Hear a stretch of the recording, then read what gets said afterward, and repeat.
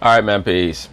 You know, brothers, it's very obvious that Kyrie Irving has been getting trolled by many of the LeBron James super fans in the media, and also many of his Cinco fans all across social media and the internet for the last year and a half.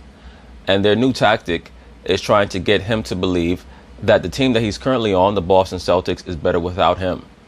They're also trying to get his teammates to believe that nonsense as well. Why is that?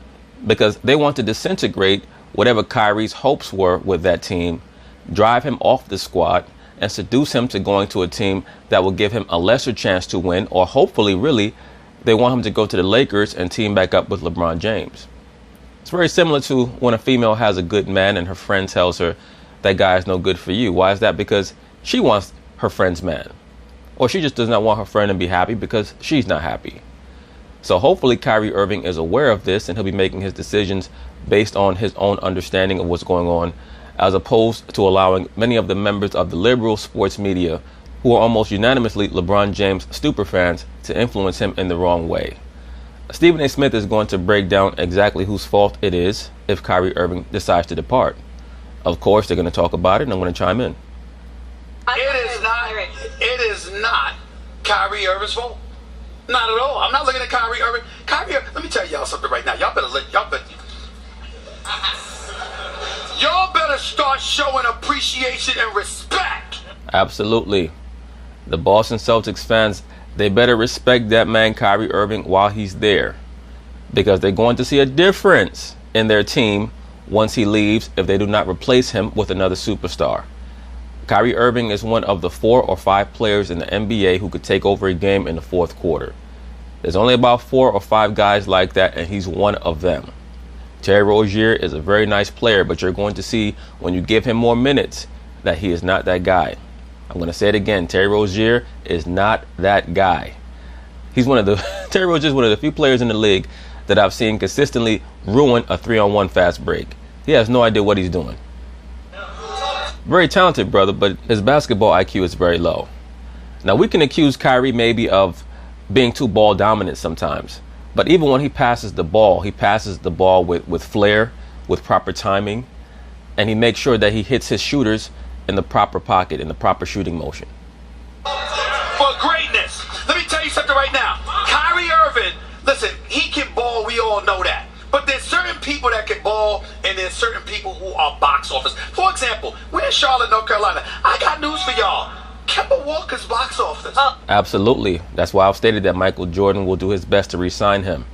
Because Michael Jordan understands that in a small market like Charlotte, you can recreate that whole Allen Iverson phenomenon from the early 2000s with Kemba Walker. No, we're not going to win a championship, but every year we're going to win 40 to 45 games. And 2 or 3 times a year, Kemba's going to go for 50. Oh, yeah. Kemba Walker's box office. You gone. Let's be clear. He's a mini Kyrie. He's a mini Kyrie. So what I'm saying to you is this. Kyrie Irving, even though you saw the Boston Celtics succeed without Kyrie Irving and Gordon Hayward, Kyrie Irving played on 50 games. Kyrie Irving got hurt late in the season last year, and they made a playoff run. But they were winning games when he was on the court throughout the... Thank you, sir. This notion that, the Boston Celtics, they've been so much better without Kyrie Irving. What are you talking about? They had like a 16-game winning streak last year when Kyrie Irving was heading the team, when he was leading the team. They went 9-6 when he went down permanently. People say, you look, they have an 800 winning percentage when he's out, and with him they have a 720 winning percentage. Yeah, because he sits whenever they play whack teams. Last season, Kyrie Irving was sitting whenever the Celtics were going to go up against a whack team. So you just can't go with the win-loss record. You also have to go with the impact that a player has in crucial moments. And if the Celtics had Kyrie in Game 7 at home last season in the Eastern Conference Finals against the Cleveland Cavaliers, they would have went to the finals, not the Cavaliers. Throughout the regular season, it is Gordon Hayward who got hurt 5 minutes, 10 minutes into his career as a Boston Celtic. Absolutely. But the liberal sports media is trying to put all the blame on Kyrie for a lot of the toxic atmosphere in the Celtics locker room when it's really Gordon Hayward. I even did a video about that. Excuse me, Game 1 against the Cleveland Cavaliers in Cleveland. I was at there. It was one of the nastiest injuries that I've seen. So nasty, I thought he was brought back too early. But he was brought back too early. And what happens? Brad Stevens, who he coached at Butler, he coached Gordon Hayward at Butler. I got to take care of my boy. Let me reinsert him into this lineup. Forget how it's going to compromise Jason Tatum. Forget how it's going to compromise Jaylen Brown. Forget how it could potentially compromise Terry Rozier. Because Stephen A. Smith, that's one thing that I have to disagree with you about. Brad Stevens, I think if he had his druthers, would have sat Gordon Hayward's ass on the bench. I believe that it was Danny Ainge who told him, look, we're paying this guy a lot of money. We've already paid him for all of last season. So he's getting a check basically for doing nothing. We're not going to have him come into this season not playing. We're going to play him. Because even though Gordon Hayward had a really good game the other night when he went up against Philly in the win in Philadelphia, the fact of the matter is when he is on the court, they are slower, they are not as athletic, and it inhibits Terry Rozier to a degree, who's playing for a new contract. So what happens? Think about, and I'm not trying to knock or throw shade on Gordon Hayward. He's a really good player, and I think next year he'll... Well, right now he's a nice player. His last year in Utah, he was a pretty good player. You know, an all-star, but I mean, he's a nice player. He'll be considerably healthier. And I was and will be a really good player. That's right, he will be. But here's the problem. Terry Rozier is looking for a new contract. Kyrie Irving is going to be a free agent. Jaylen Brown is a young cat on a come up along with Jason Tatum thinking the team was theirs. So you got all of this going on. You insert this man into that equation, basically calling for young players to make adjustments. And you got the brilliancy of Danny Ainge, who was a bit too brilliant for his own good in terms of... Absolutely. In other words, he drafted so much talent that they don't all fit well together.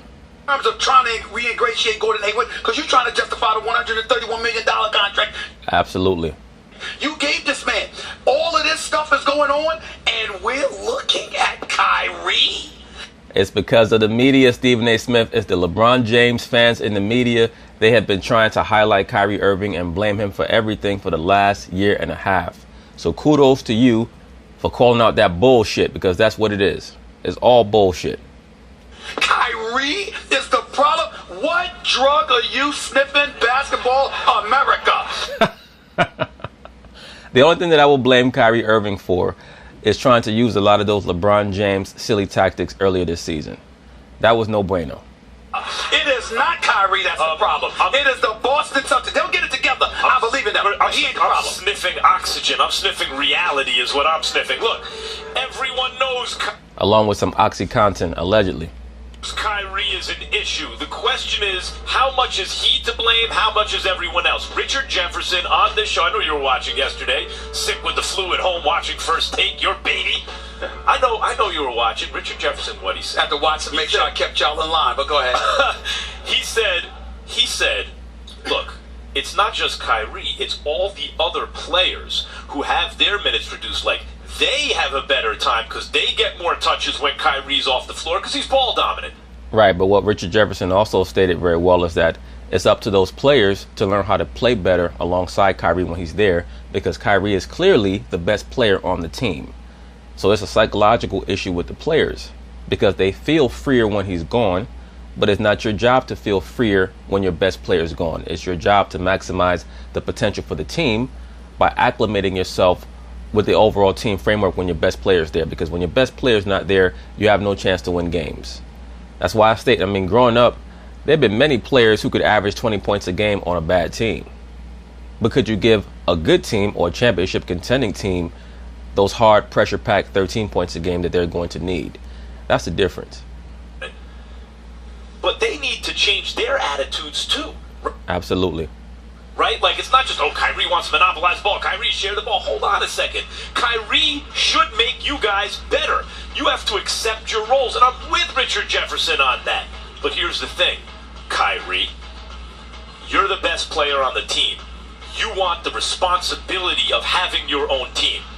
You are the leader and certainly want to be the leader. It is incumbent upon the leader to figure out a way to get this group of guys as far as they can. And I believe that Kyrie Irving has his mindset properly configured in that direction.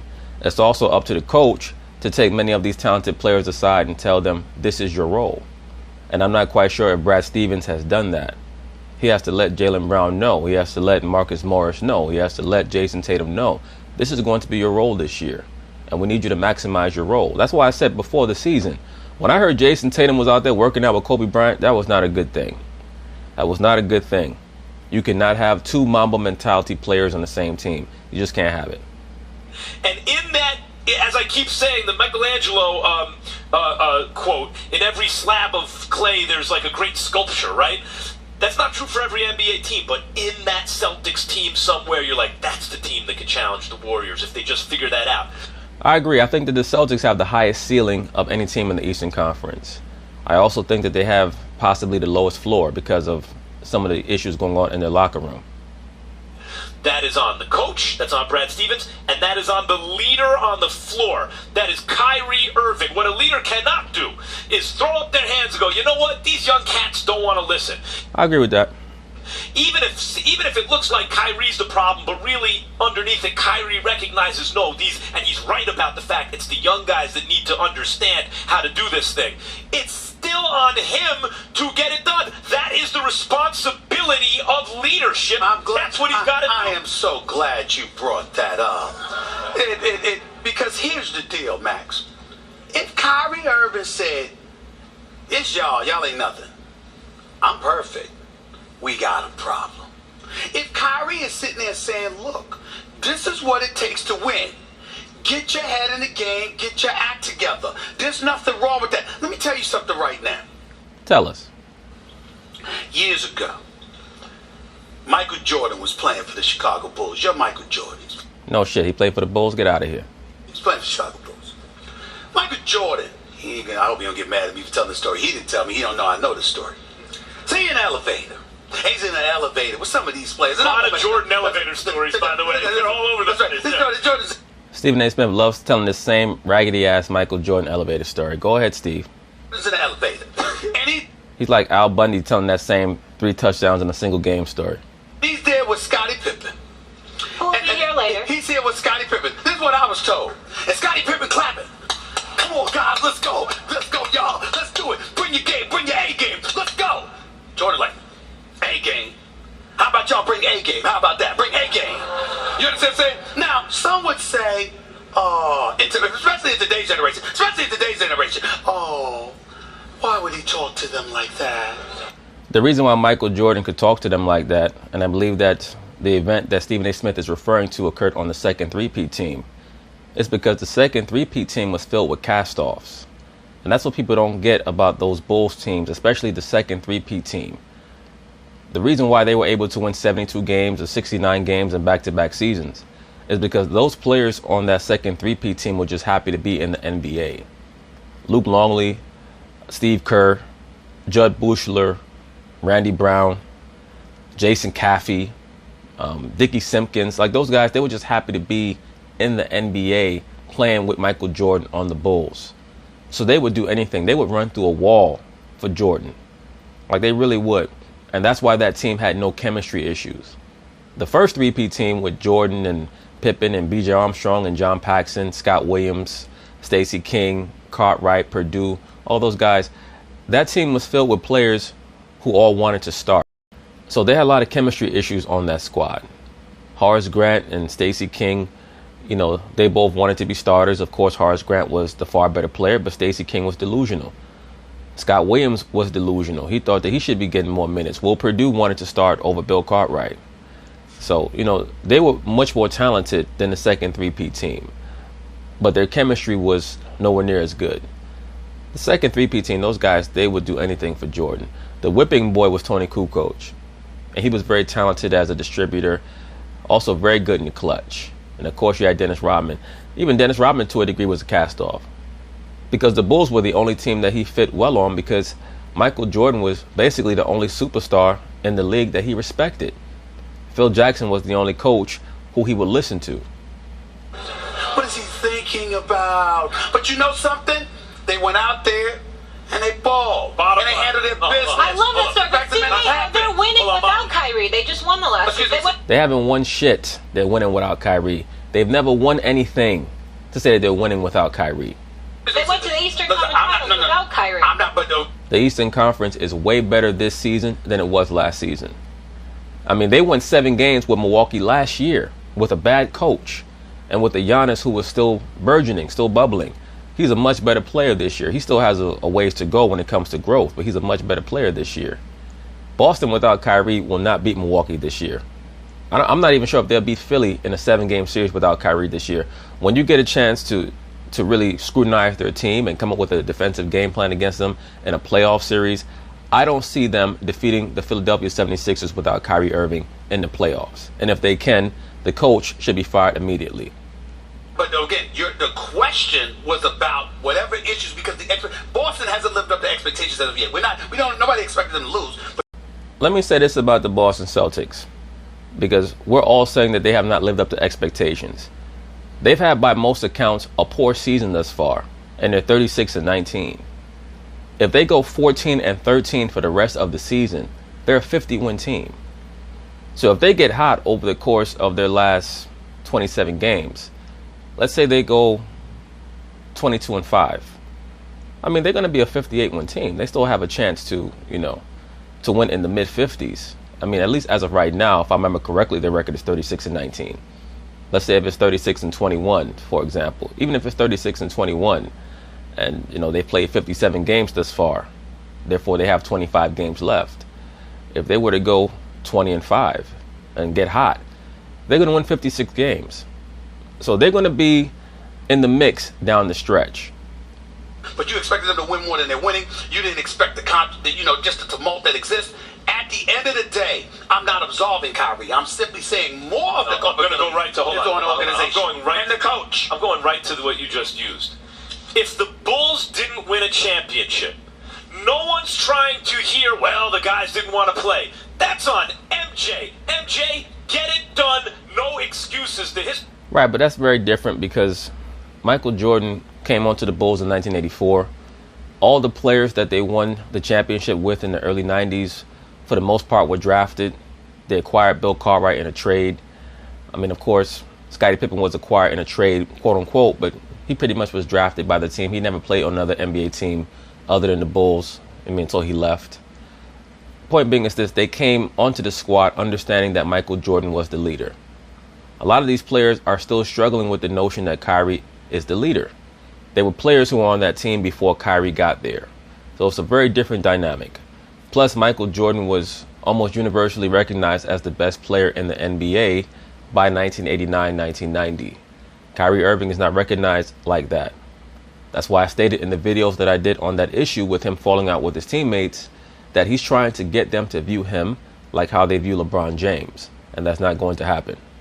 History books don't want to know, and the arguments in the barbershops on street corners on TV years from now don't want to, Jaylen Brown had his feelings hurt. No one's trying to hear it. Kyrie, you had a squad. What did you do? You know what MJ did? You're just talking about the technique, the way he got there. Maybe it was tough love. MJ went 6-4-6, period. Time out. Kyrie, time in. Get him, Max. Max getting gangster. No, time in. Where's Kyrie at? Where's Kyrie? You act like the finals took place and he hasn't played. This team without him got to the conference finals last year. What that means is they're capable of doing that. Now you got... No, what that means is that they were capable of doing that last year. I mean, nothing against the Boston Celtics run. It was very impressive. It surprised me. Once again, they won 7 games with a marginal Milwaukee Bucks franchise. People forget the Milwaukee Bucks were the 7th seed last season because the Celtics were the 2 seed behind the Toronto Raptors. So you really were supposed to win that series in 5 games. If they would have had Kyrie, that would have been a 5-game series. The next series, they go against the Philadelphia 76ers, and they were able to exploit the shortcomings of Ben Simmons, who I've seen very little to no growth in the area that he was supposed to grow in, that being his jump shot. His jump shot form is horrific. And that's why I state about many of these high-flying, overly promoted rookies. Oh, man, he's going to be the best player and this and that. You never know how good many of these players are going to be. Some of them come into the NBA, their rookie season, they're averaging 17 points, 8 assists, and everybody says, oh, they're going to be the next guy. And they might just be a 17-point, 8 assist guy for their whole career. Ben Simmons right now looks like a player who has a lot of growth that he can attain or that he can utilize or that he can ascend to if he wants to. But he has to improve his outside jump shot. If he does that, he could possibly become the best player in the NBA. If he doesn't, he'll still be a top 20 player, but he's not going to be good enough to lead his team to a championship. He's just not. And then, of course, they played the Cavaliers, and they had LeBron James down 2-0 and lost the series. So, I mean, give me a break. I don't care what their attitudes are, how bad they're, how immature, how much they have to learn. Kyrie has to get them there. No excuses. Period. Well, hold on. But you're changing as always. Hold on, stop that damn clapping. Make no damn sense. You're changing the narrative. This hasn't happened yet. We're talking about right now with the Boston Celtics. You just acknowledging, Molly, Boston has been winning games. Yeah. What we're asking is, excuse me, with everything that's been going on, who are you looking at? And I'm saying to you, this is at the end of the season. Looking at Gordon Hayward? That's what you're looking at? I didn't say that, Max. I specifically said the coach and management. Did I not say that? Did I not say that? I'm looking at Did I not say the coach and management? Because he's a champion. He wanted his team. He wants to lead. Get it done. And I'm saying to you, if he doesn't get it done, then come talk to me. But while they're playing right now, there's a coach and an executive there. Get the hell out the way. Brad Stevens, too. Kyrie and Brad. That's who everyone's looking at. But Kyrie was with Cleveland, didn't like the situation, got moved to a better situation, so at some point you got to find a way to make it work. Because if it was LeBron, everyone would be looking at after him. He balled and averaged 27 and winning the championship. We act like LeBron did it by himself and there was nobody there. Kyrie averaged 27. When we come back here. Yes, that was definitely a co-regency. Kyrie Irving certainly did his part. There's no doubt about that. But as they've stated, should their team not meet their potential, if the Boston Celtics were to go out in the second round or, God forbid, the first round, Kyrie will get the blame. So peace.